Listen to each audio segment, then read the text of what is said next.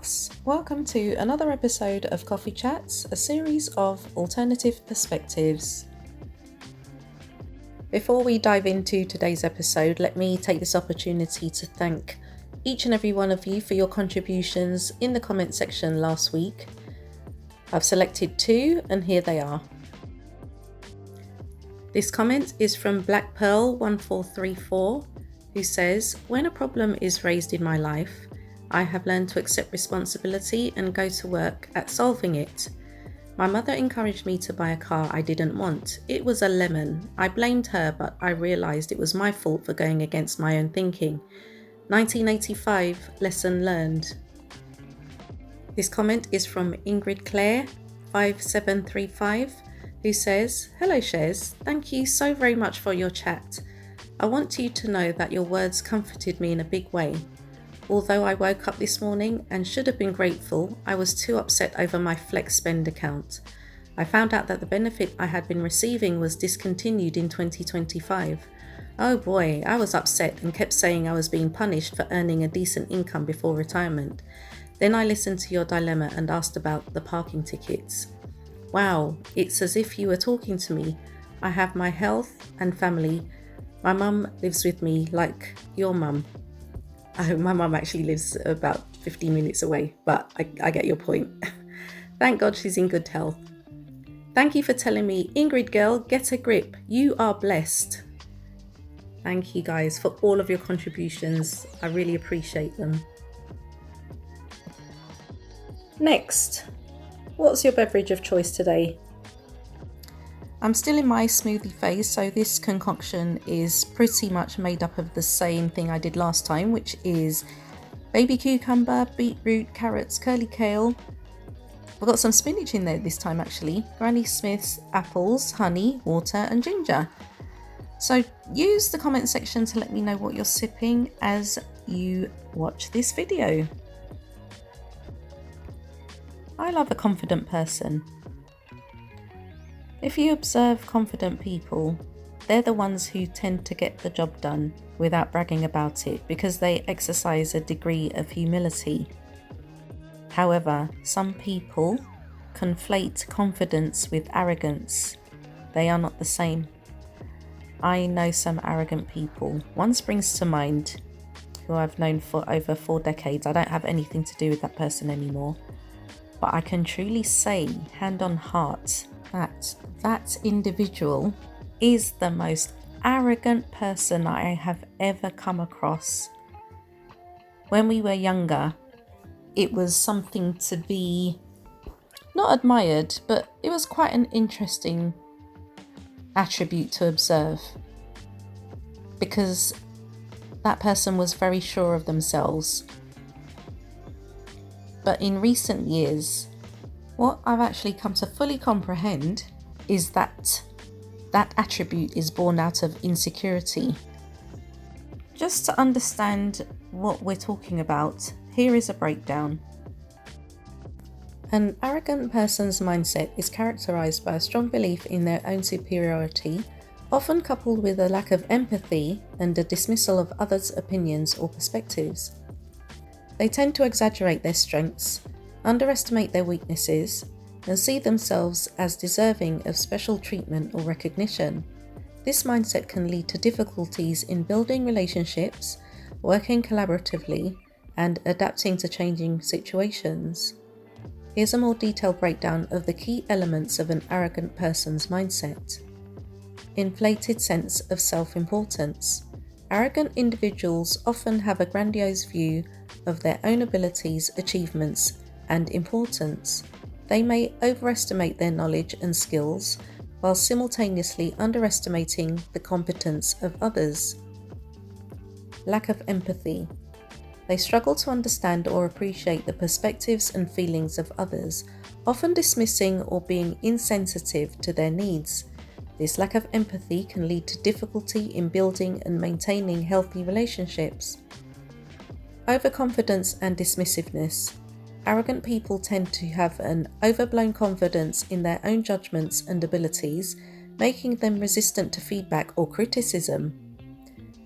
They may also be dismissive of alternative viewpoints or ways of doing things, leading to a closed-mindedness.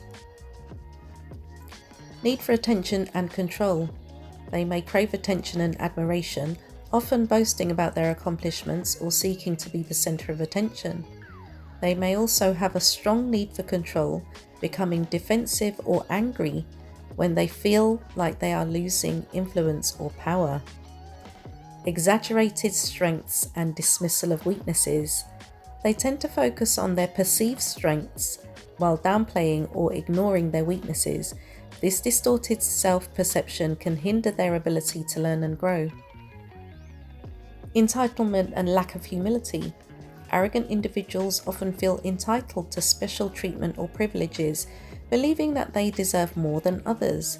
They may lack humility and be unwilling to acknowledge their own shortcomings or learn from others. In essence, an arrogant person's mindset is characterized by a distorted sense of self, a lack of empathy, and a tendency to see themselves as superior to others. This can lead to difficulties in personal and professional relationships, as well as a reluctance to learn and grow. This past Sunday, the edited version of the royal family attended Easter service as they normally do. Notably absent were William and Kate, who apparently decided to break with tradition and spend the day with their children and Kate's parents. Notably present were Andrew and his ex-wife Sarah Ferguson. The following day, no one was really talking about Charles's message, which apparently, because I've not listened to it, was pro-Islam rather than pro-Christian. And no one was really talking about William and Kate not being there. The headlines were primarily focused on Andrew appearing. No one can argue that this man is not arrogant. He is the epitome of arrogance. It's well documented that he is extremely rude to his staff. I actually included a clip in one of my recent videos. And here is another demonstration of how ill-mannered this man is.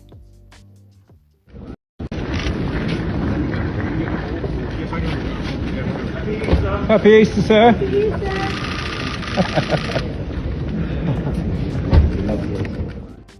What do you think makes him like this? I've always heard that this was Queen Elizabeth's favourite child. Now, given that she allegedly paid around £12 million for his problem, in inverted commas, to go away, it doesn't surprise me that this may be the case. And him knowing that he was her favourite child has given him a sense of entitlement to the point where he believes he can get away with anything. This man is not interested in philanthropic work. He's interested in making money in any way he can. That's why periodically you'll see headlines about him having some dodgy business dealings with a foreign national. Because Andrew is lazy. Andrew doesn't want to work. Andrew, for his entire life, has never had to lift a finger to work. Some people may refer to his military background, but was that really work for him? Going back into the archives, it was more of him showing himself off to be some type of hero. And I remember that during the Falklands War. And even then I questioned, what did he really do? Because I don't think he was on the front line. You may want to correct me on that, because I was only about 12 at the time. Andrew is a spoilt brat in an old man's body. Andrew is not going to change. And when we talk about other types of celebrities, particularly from the entertainment world, I think we can all agree that some of them can be highly arrogant too. Excuse me, I love your outfit. Thank you. What do you do for a living? What? What do you do for a living? I spoke positivity. A singer? What's your name? Oh my God. Oh, I know. I know that moment is going to haunt her for life. She's going to be lying in bed 10 years from now, staring at her ceiling, and all she's going to hear in her head is an echo of that man's voice saying, "What do you do for a living? What's your name?" And I know she's going to wake up in a cold sweat. I think I just witnessed J-Lo have an ego death in real time. This is a woman who spent 3 decades building a brand. Like, literally, she has movies out. She's released several albums. She's launched like 97 different businesses, had 14 engagements, divorces, made documentaries about her divorces, and a man in cargo shorts just obliterated that with 2 questions and a microphone. You can literally see her buffering in real time. She's literally looking at him like, what the did you just ask me? I'm Jennifer Lopez, bitch. Look how confused. Look how confused she is. Like, she's confused. Lo and behold, this guy probably thought she was someone's mom leaving Pilates. And the man behind the camera doesn't know it yet, but he humbled her. Like, that wasn't just a street interview for J-Lo. That was psychological warfare. Arrogance, entitlement. Such undesirable, unattractive character traits in one individual. Have you ever noticed that when a certain label can't be attached to you, people will scramble to quickly find another one? Some of you may remember when Meghan did this at the One Young World Summit back in 2019.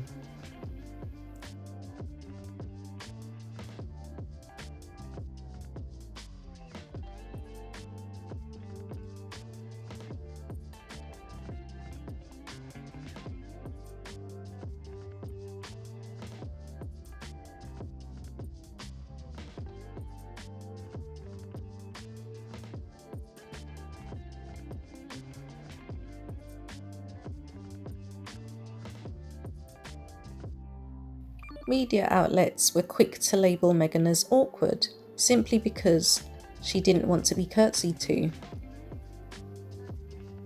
I recall from her days on Suits, when fans would ask for a selfie or ask for an autograph.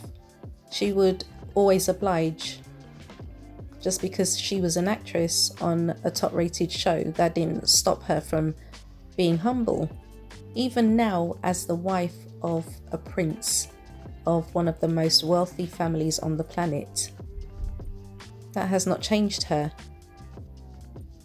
She's still the same Meghan that she always was. Evidence of that can be seen on her Netflix show with Love Meghan, where she's always willing to learn. She's always willing to try new things and doesn't claim to know everything. I also find it endearing that she doesn't assume everyone knows who she is, because she always introduces herself as Meghan. She has one of the most recognizable faces on the planet, but she doesn't assume that everyone knows who she is. And this is another example of the point that I make regularly on this channel, that wisdom doesn't necessarily correlate with age. Because as we saw in an earlier example, you can be in your mid-60s and still not have a clue about how to comfortably navigate through life. Because at the end of the day, guys, as I always say, we all have to use the toilet. If you're passing gold bars, then we may be able to have a conversation about you being better than me. But until then, you are not better than me, and I am not better than you. For me, this is put into even greater context when we observe the sizes of the planets in our solar system. Look how small Earth is compared to some of the other planets. Look how small Earth is compared to the Sun, which we need as a human race for sustainability. But we really think we're all that. Some of us do, anyway. Chris, by the way. Chris Crowell? Hello, Chris Crowell. My name is Dr. Ramson. Oh, doctor. Yes, I received my doctorate in accounting from Stanford. Oh, Stanford. So what about you? What university did you attend? I didn't go to college, actually. I started work right away. That's unfortunate. My thesis paper on corporate reporting accounting issues was published right after I graduated. Wow. Then I was hired by C-Squared Financial. They pay me a lot of money because I'm a PhD. Oh, congratulations. Thanks. Now, let me guess. You don't have a degree. So what do you work? Retail? Actually, I'm... Here we go, Mr. Crowell. Thank you. Would you like a glass, Mr.? Dr. Ramson. And sure, I'll take one.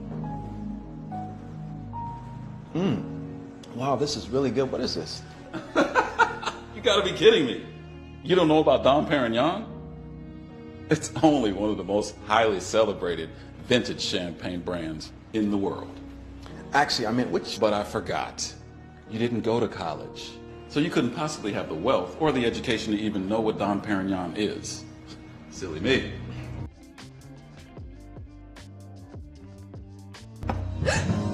Watch it! Oh no, I didn't mean to do that. You bumbling idiot! I can't believe this! It's all right. I'm going to help you clean this up. Look, I am so sorry. These are Tom Ford. Do you know how much these cost? I'll spare you the details. $1,000. Who am I kidding? You're wearing sneakers.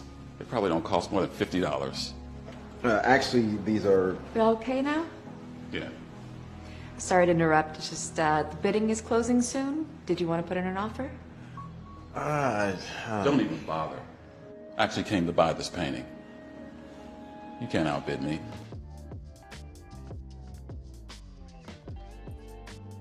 Thanks. Yeah. Last chance.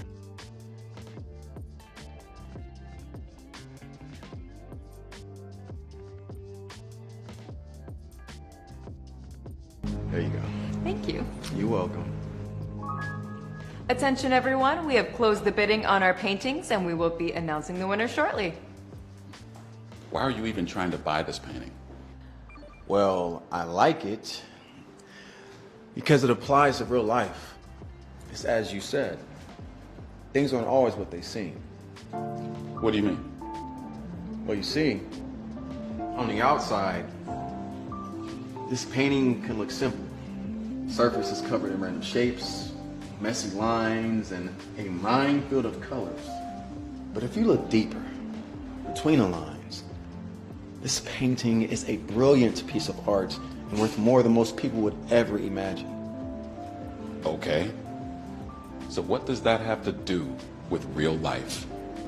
Similarly, on the outside, you thought just because I didn't go to college and I'm dressed just like this, that I'm not smart or successful.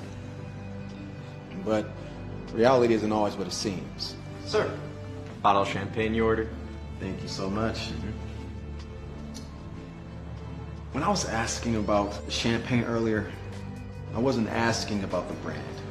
Any fool knows that Dom Perignon is one of the most celebrated brands of vintage champagne in the whole world. Okay. So what were you asking? I was asking about which phase of vintage the bottle is from. This is a phase 3. The most expensive, but also my personal favorite. And this bottle has been aged over 20 years. So yes, I know what Dom Perignon is. I see. And when you said that my shoes weren't worth over $50, well... Oh my gosh. Are those the new Jordan Dior sneakers? Yes, they are. Wow. I can't believe you have those. Cool shoes, man. Thank you. Yeah, see, these sneakers are worth $10,000. Well, you probably spent everything you own buying those sneakers. Attention, everyone. We have the top bidder for our Composition X painting, and it is going to Mr. Chris Crowell. Congratulations, sir. Thank you so much. Wait, I don't believe this. How is it you can have so much money? You didn't even go to college. Well, unlike you said earlier, I don't work retail. I'm actually the CEO of C-Square Capital. Yeah, that's why I named it C-Square.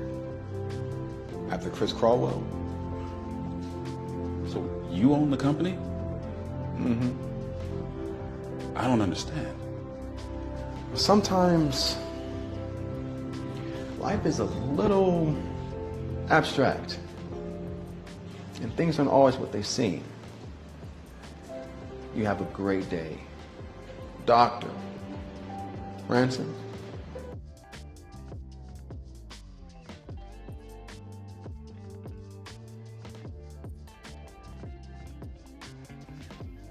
So now it's over to you. Why do you think certain people behave this way? Why do they feel the need to display this air of superiority, literally looking down their nose at others? Have you ever been tempted to bring down the arrogant person that you know a peg or two? Or are you more than happy to leave that to someone else, because inevitably that will happen? Is it just me, or have you noticed that these arrogant types never appear to have close friends or family around them? They always seem to be isolated, and perhaps that's because they have such a repellent nature. 100% of us are not getting out of here alive. We can't take our college degrees with us. We can't take our property with us. We can't take our worldly possessions with us. Our luxury items, very topical at the moment.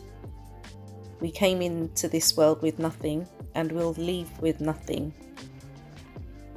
Feel free to share your experiences, guys, in the comment section below. And as always, I'll select 2 to be featured in the next episode. In the meantime, guys, I want to take this opportunity to thank you so much for meeting me for coffee today. Enjoy the rest of your day, and we shall catch up again very soon.